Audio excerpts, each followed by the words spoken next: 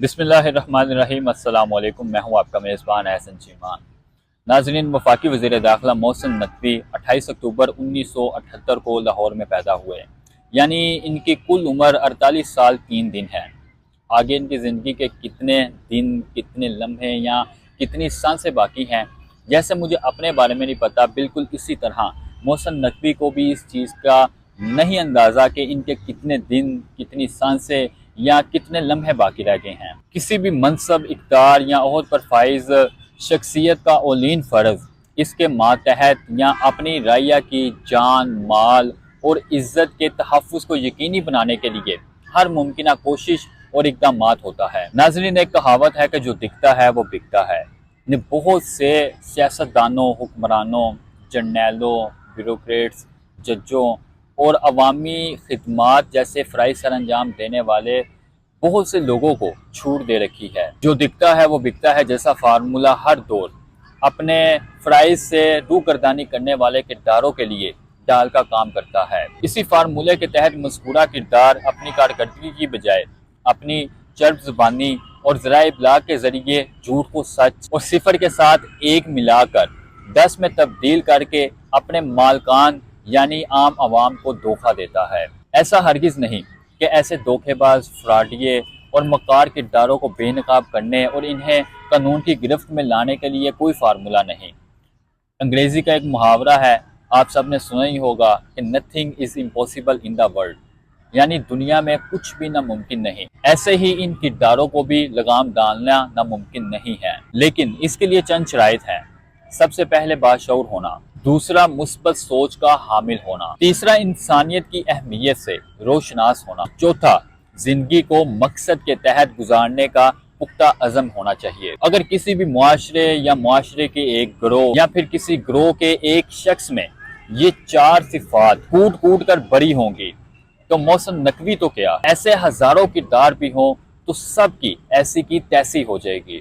یہ ہماری اپنی ہی کمزوریاں ہیں کہ ماضی کا ایک رپورٹر دیکھتے ہی دیکھتے ایک میڈیا ہاؤس کا مالک بن گیا۔ یہ ہماری ہی کمزوریاں ہیں کہ ہم نے محسن نقوی اور ان جیسے دیگر کرداروں کو روکنا تو درکنار، کبھی ان کے ماضی بارے جاننے کی کوشش بھی نہیں کی۔ ہم نے کبھی یہ کوشش ہی نہیں کی کہ یہ مٹھی پر اشرافیہ ماضی میں کیا تھے، کیسے طاقتور ہوئے اور پھر ہم پر مسلط کیسے ہوئے۔ ہم خواب خرگوش کے مزے لیتے رہے اور مذکورہ محسن نقوی جیسے کردار راتوں کو جاگ جاگ کر ہمیں بے وقوف بنانے، ہمیں لوٹنے اور غلام بنانے کی سوچ وچار کرتے رہے، اور صبح اٹھتے ہی رات کو تیار کردہ منصوبوں کو ہم پر اپلائی کرنے کے لیے متحرک ہو جاتے۔ اگر ہم اپنی آنکھیں اور کان کھول کر رکھتے تو 2023 کا وہ سیاہ دن ہمیں کبھی نہ دیکھنا پڑتا جب محسن رضا نقوی بطور نگران وزیر اعلیٰ پنجاب ہم پر مسلط کیا گیا۔ اگر ہمیں پتا ہوتا کہ ایک معمولی سا رپورٹر ایک میڈیا ہاؤس کا مالک کیسے بن گیا تو آج پاکستان کا وزیر داخلہ ایک عوام دوست، ہمدرد اور حقیقی معنوں میں ہمارا محافظ ہوتا۔ پنجابی کی مثال ہے کہ ستیاں دے کٹے تے جاگدیاں دیاں کٹیاں، جب وقت تھا ہم سوتے رہے اور اب روتے رہے۔ اب پچھتاوے کیا ہوت جب چڑیا چگ گئی کھیت۔ اب محسن نقوی پی سی بی کا چیئرمین ہو یا وزیر داخلہ، وہ ہماری غفلت کی سزا ہے۔ وہ ہمیں سڑکوں پر لٹا کر مارے یا ہمارے گھروں میں گھس کر مارے، وہ ہم پر جھوٹے مقدمے بنائے یا ہمیں جیلوں میں ڈالے، ہماری خواتین کی بے حرمتی کرے یا ہماری چادر اور 4 دیواری کا تقدس پامال کرے، اس کو اجازت ہے، وہ کر سکتا ہے، کیونکہ جب وقت تھا ہم سو رہے تھے اور وہ جاگ رہا تھا۔ ہماری نام نہاد دلیلوں نے ہمیں ذلیل کر کے رکھ دیا۔ جب کوئی بھلا انسان ہمیں کہے کہ بھائی اپنی حفاظت کے لیے رات کو جاگتے رہنا، تو ہم اس بھلے انسان کو تنزیہ طور پر کہتے ہیں کہ ہم کوئی چور ہیں جو راتوں کو جاگتے رہیں۔ اپنی ہی ہٹ درمی میں ایسے اندھے، گونگے اور بہرے بنے کہ لا علمی ہماری عقل ہی کھا گئی۔ یہ بھی نہ سوچ سکے کہ اگر چور رات کو جاگتے ہیں تو چوکیدار بھی رات کو ہی جاگتے ہیں۔ بہرحال بہت کچھ بگڑ جانے کے باوجود بھی اگر ہم مایوسی کا شکار نہیں ہیں تو بہت سے آپشن ہمارے پاس موجود ہیں جن کا استعمال کر کے مزید بہت سے آپشن خود بخود پیدا ہوتے جائیں گے۔ قدرت راستے کھولے گی اور ہم اپنے ملک، اپنے کھیت کو دوبارہ سے ہرا بھرا اور قابل کاشت بنائیں گے۔ لیکن خوشحالی کے ساتھ ساتھ اپنے وطن کی حفاظت کے لیے لوہا طور اقدامات نہ کیے گئے تو قوی امکان ہے کہ لٹیرے دوبارہ حملہ کریں گے۔ ہمیں ان لٹیروں کا راستہ بند کرنے کے ساتھ ساتھ انہیں کیفر کردار تک بھی پہنچانا ہوگا۔ انہیں جن سزاؤں کے وہ مستحق ہیں انہیں دلوانی ہوگی۔ ہمیں پرامن احتجاج کے ذریعے ان کرداروں کو ننگا بھی کرنا ہوگا اور آئین و قانون کے ذریعے انہیں سزائیں بھی دلوانی ہوں گی۔ اگر محسن ندوی جو اب اشرافیہ کا ہی ایک حصہ بن چکا ہے اور اشرافیہ کے ہی کردار قاضی فیض عیسیٰ کو تحفظ فراہم کرنے کے لیے اپنے چور دروازے سے حاصل کیے گئے منصب کا